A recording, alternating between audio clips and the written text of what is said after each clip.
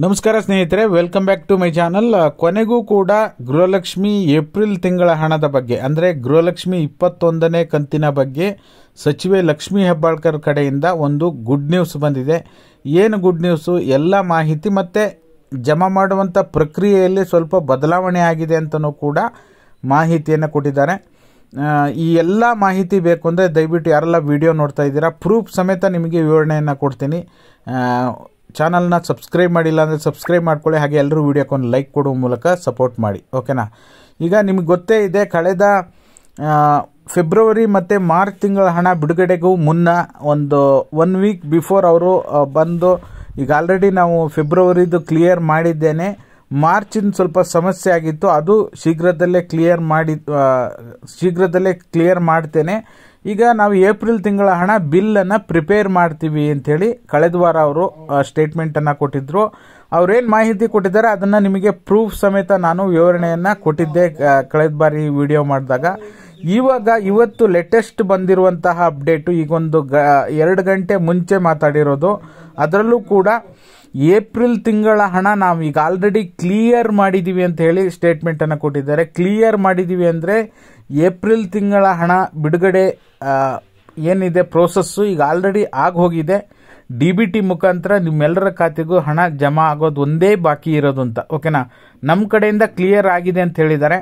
ಇನ್ನು ಅವ್ರು ಹೇಳಿರೋ ಪ್ರಕಾರ ಏಪ್ರಿಲ್ ಕ್ಲಿಯರ್ ಮಾಡಿದ್ದೇನೆ, ಮೇ ತಿಂಗಳದ್ದು ಇನ್ನು ನೆಕ್ಸ್ಟ್ ಮಾಡಬೇಕು, ಅದ್ರ ಬಗ್ಗೆ ನಾನು ಮುಂದಿನ ದಿನಗಳಲ್ಲಿ ಅಪ್ಡೇಟ್ ಕೊಡ್ತೀನಿ ಅಂದಿದ್ದಾರೆ. ಆಮೇಲೆ ಹಣ ಜಮಾ ಮಾಡುವಂಥ ಪ್ರಕ್ರಿಯೆ ನಾವೀಗ ಜಿಲ್ಲಾ ಪಂಚಾಯಿತಿ ಮತ್ತು ತಾಲೂಕ್ ಪಂಚಾಯಿತಿ ಮುಖಾಂತರ ಮಾಡ್ತಾ ಇರೋದ್ರಿಂದ ಸ್ವಲ್ಪ ಡಿಲೇ ಆಗ್ತಾ ಇದೆ, ಪ್ರಾಬ್ಲಮ್ ಆಗ್ತಿದೆ. ಅದರ ಜೊತೆಯಲ್ಲಿ ಹಣಕಾಸು ಇಲಾಖೆಯಿಂದ ಕಳೆದ 2-3 ತಿಂಗಳ ಹಿಂದೇನು 1-2 ತಿಂಗಳಿಗೆ ಒಂದ್ಸರಿ ಹಣ ಬಿಡುಗಡೆ ಆಗ್ತಾ ಇತ್ತು, ಇವಾಗ ಆ ರೀತಿ ಆಗ್ತಾ ಇಲ್ಲ.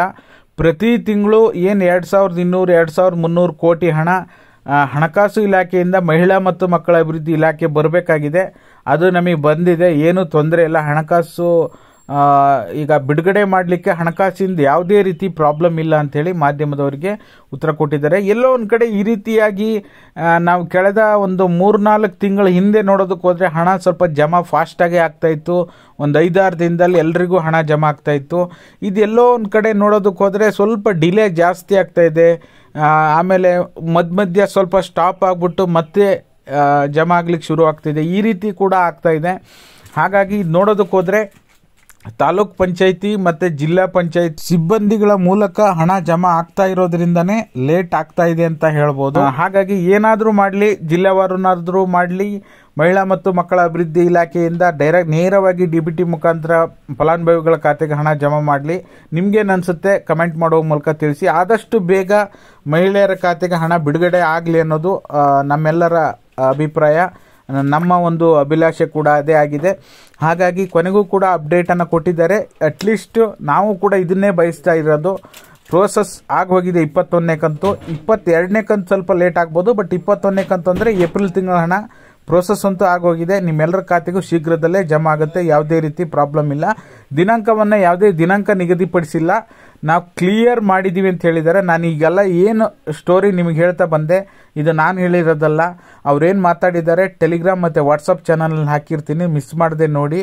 ಆ ವಾಟ್ಸಪ್ ಮತ್ತು ಟೆಲಿಗ್ರಾಮ್ ಚಾನಲ್ನ ಲಿಂಕು ಇದೇ ವಿಡಿಯೋದ ಡಿಸ್ಕ್ರಿಪ್ಷನ್ ಬಾಕ್ಸಲ್ಲಿ ಕೆಳಗಡೆ ಇದೆ, ತಪ್ಪದೇ ಜಾಯ್ನ್ ಆಗಿ, ಓಕೆನಾ. ಇದಾಗಿತ್ತು ಈ ಕ್ಷಣದ ಮಾಹಿತಿ. ವಿಡಿಯೋ ನೋಡಿದ್ದಕ್ಕಾಗಿ ಎಲ್ಲರಿಗೂ ಕೂಡ ಧನ್ಯವಾದಗಳು. Thank you all, thank you so much for watching.